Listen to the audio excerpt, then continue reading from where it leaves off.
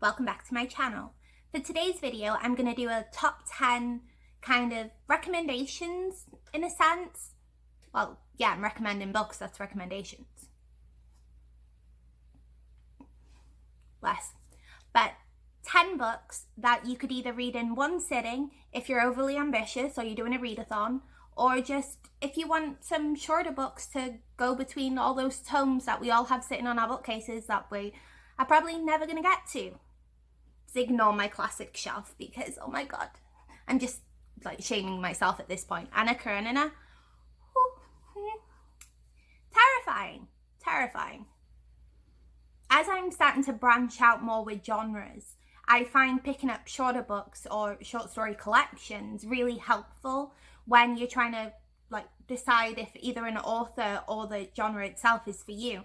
For me, like sci-fi, that was kind of my stepping stone into reading full-length sci-fi novels, because I was always afraid of either being too confused or like my brain is not equipped for species names and then the names of the characters and then world names. Like, no, my brain is just, it just blanks out, and I've read 10 pages and it's just static in my head. Like, it doesn't work.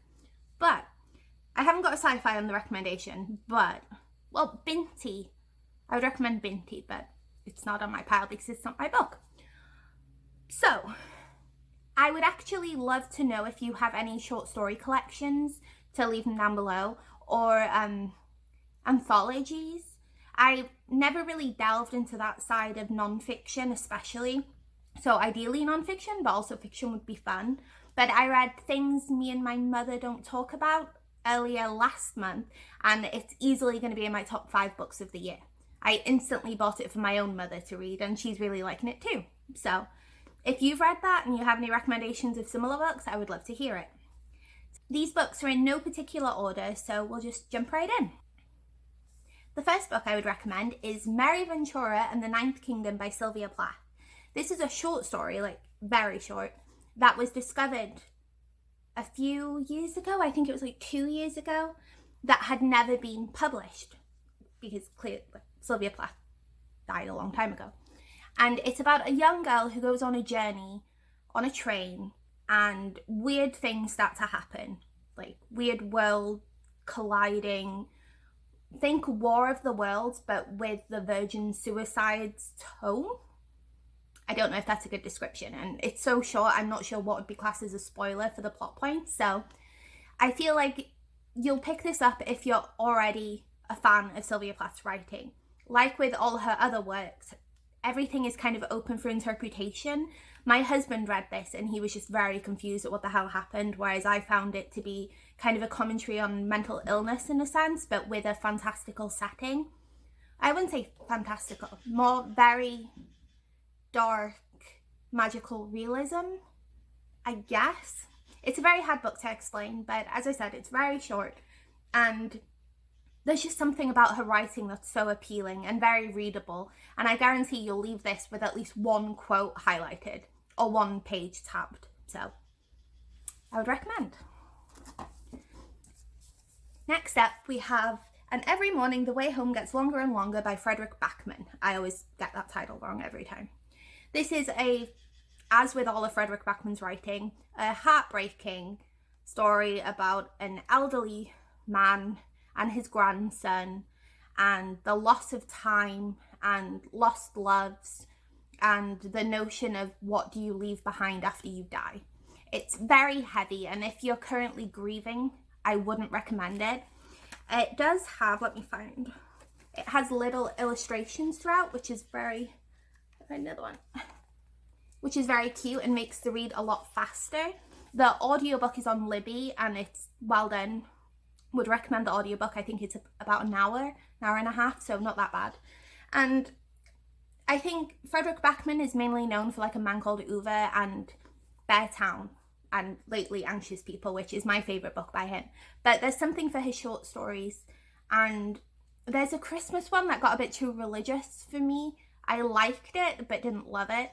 This one, however, was just very touching. It made me cry, it made me laugh, and I knew that when I opened it. You kind of know at this point with Backman's writing that he's gonna be like, okay, I'm just gonna put my hand into your body, squeeze your heart until your soul is weeping, and then I end the book.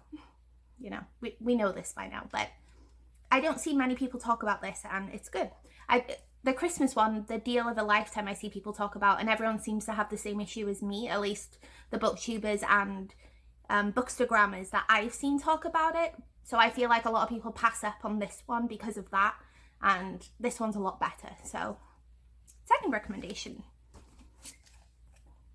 Third, we have a children's classic, Tuck Everlasting by Natalie Babbitt. Babbitt? I don't know if that's how you pronounce that, because I just kind of sound like I'm doing it wrong. I would try and look it up, but I don't know how to merge videos yet, so I'll correct myself on screen if I was wrong and do the pronunciation, because that's embarrassing. But this is about a young girl who comes across a family who don't age, and it's in a way a coming of age story, but on the middle grade stage of coming to age and not into teenhood. It's got slight romantic elements, but I say the family dynamic is the main focus of the book, and it has a lot of meanings behind everlasting life and youth, and how sometimes it's not good to be stuck forever, which, I mean, I think now we can all agree after lockdown, because it felt like we were just stuck in one place for about a year. Anywho, I was really surprised with this. I expected it to just be one of those kids' books that you read because you never read it when you were younger and you're like, oh, that was good, but take or leave it. Whereas I would reread this. I found the writing very nice. The setting was pretty, and I think it would make a good one for a readathon because it's light while not being dismissible, if that makes sense. So if you haven't picked this up yet, I would recommend it. I haven't watched the movie with Alexis Blundell, is that her name? Rory, but I do want to, so third. Next up, we're switching up the formats, and I'm recommending a play, The Crucible by Arthur Miller. This is about a young woman who's accused of witchcraft in the 1600s and the domino effect that has on her and her family. I was really surprised at how much I enjoyed the reading experience of this. I fully thought I was way too dumb for it, and I would not understand what was going on, and it'd be very confusing because of the way it's written, and I'd just be lost. However, I really enjoyed it. I read it in about one sitting, and it captivated me from beginning to end. The writing was very accessible while still feeling rich. Leah, don't knock the camera. Don't knock the camera. Thank you.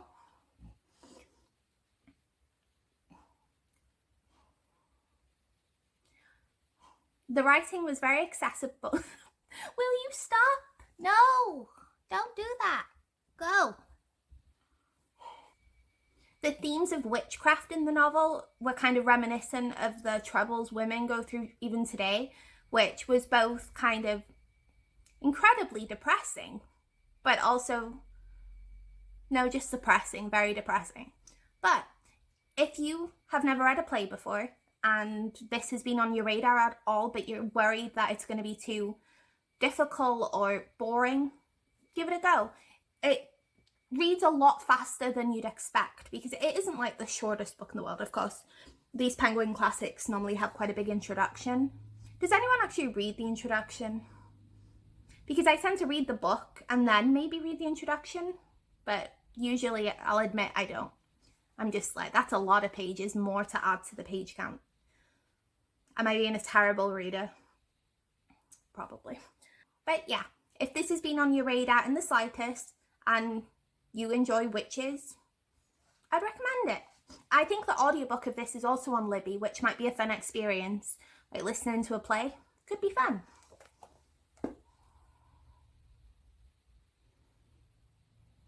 Can I help you?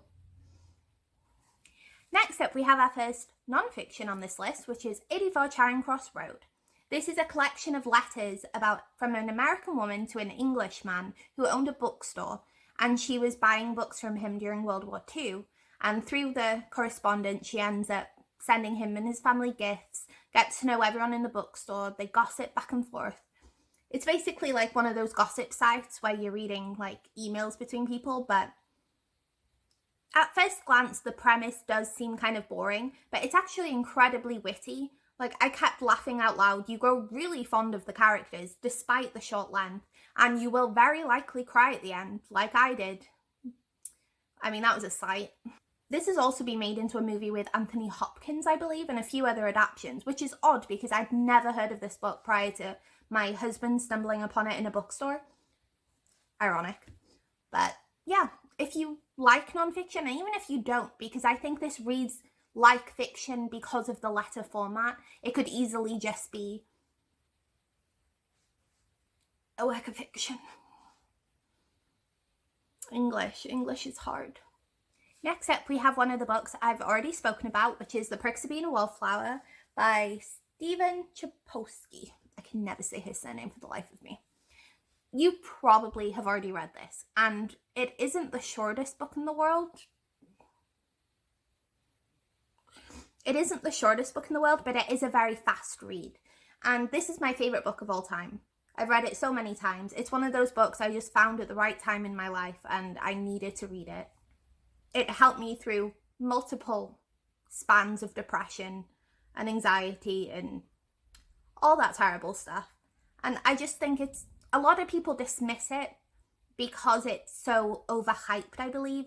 And I hate that there's so many comparisons with Catcher in the Rye. Catcher in the Rye is not a good book. Like, the main character, but I mean the author too, just whiny, and so unlikable and so sexist. And no, I hate how there's so many comparisons. I've seen people like actively say they don't want to read this because they didn't like Catcher in the Rye, and they're nothing alike. The only similar aspect is that they both have a young teenage boy protagonist, and they kind of discuss mental health. Catcher in the Rye, I'd say it's a stretch to say there's anything to mental health at all. But this is wholesome. And if you didn't know, this is about a young boy named Charlie who is struggling with his mental health. And he meets a group of like ragtag teenagers in high school, and they kind of help him blossom into someone who he wants to be. It's heavily into the coming of the age category. I'd argue it's one of the most potent coming of age stories, but it's just, there's something. Can you hear my cat drinking? Okay, I think she's stopped. Nope, she's going again. Okay, I think she's still going.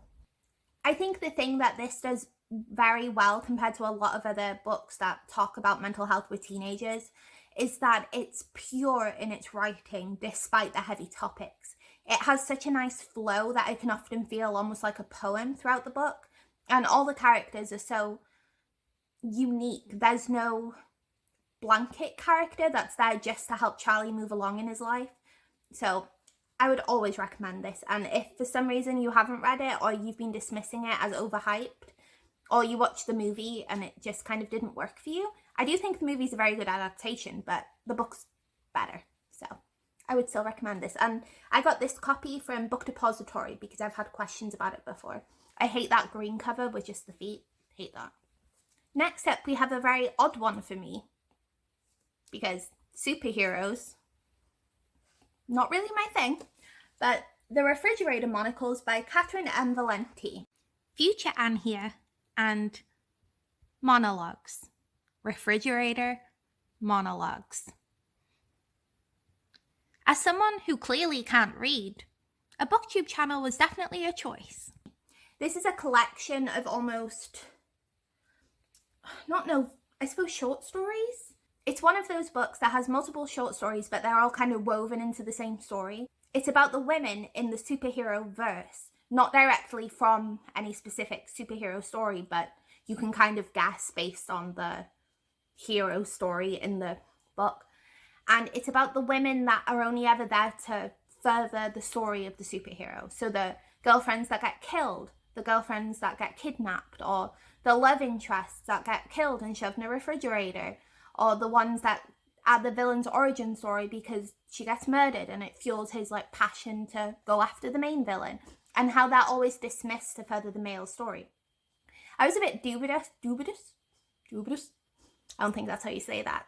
I was a little reluctant to pick this up because it could be very try-hard in that feminist focused way where it's just kind of not cringy, but it feels like it's written to make you think something when you might not want to think like that, if that makes sense.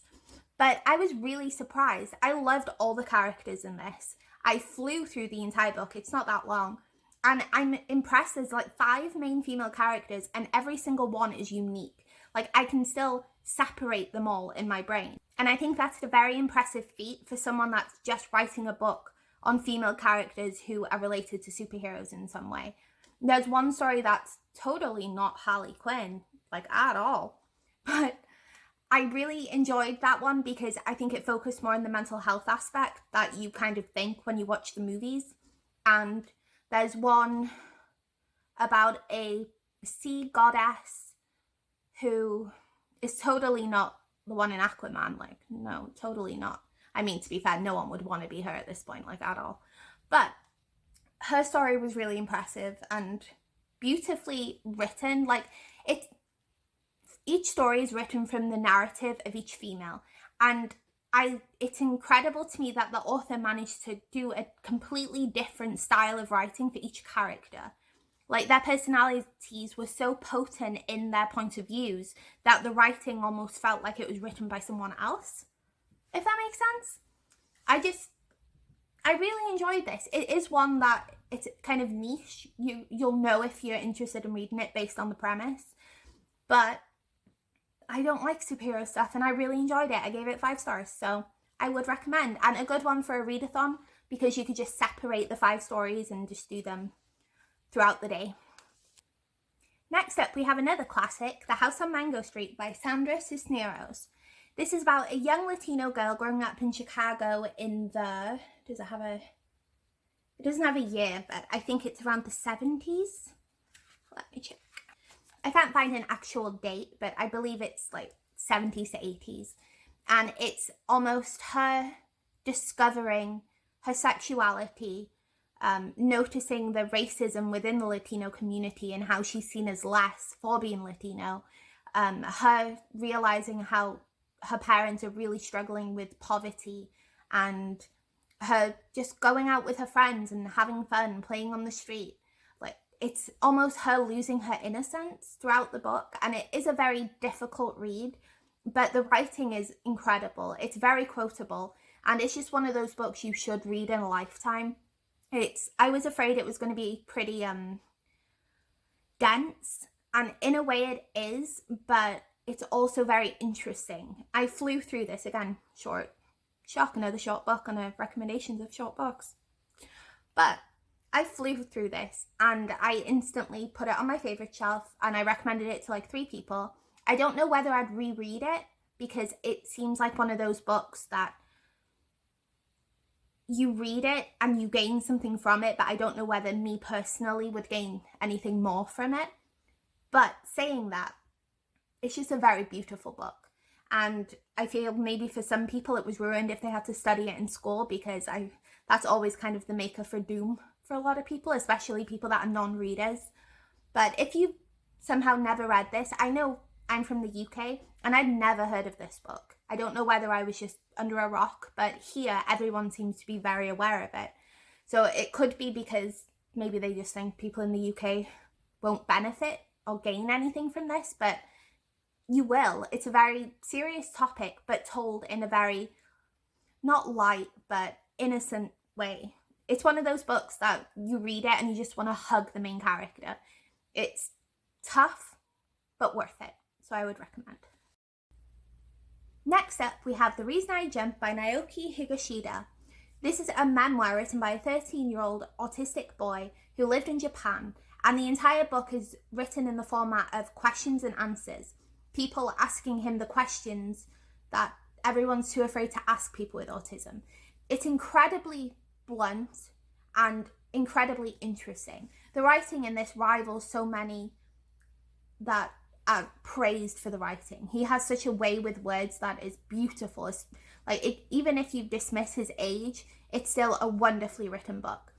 I found it very interesting learning about autism from someone who's autistic without it being their life story. I gained so much from this book, and I feel like it should be one taught in schools, not only because it's incredibly inspiring that a 13-year-old boy wrote this and published it and put it out in the world, like insane. And I feel like not many people have heard about it because it's translated from Japanese. If you have any interest in learning more about other people's conditions and this just sounds up your alley, I would 100% recommend it. If you take any recommendation from this video, including my favorite book, I would still recommend this. I think everyone will take something from this, and it's always good to educate yourself. And it's short, and it's just a very uplifting yet informative book that is just beautiful. Also, I really like the cover. Lastly, we have The Buddha in the Attic by Julie Otsuka. This is a non-fiction, but it's not someone's direct story.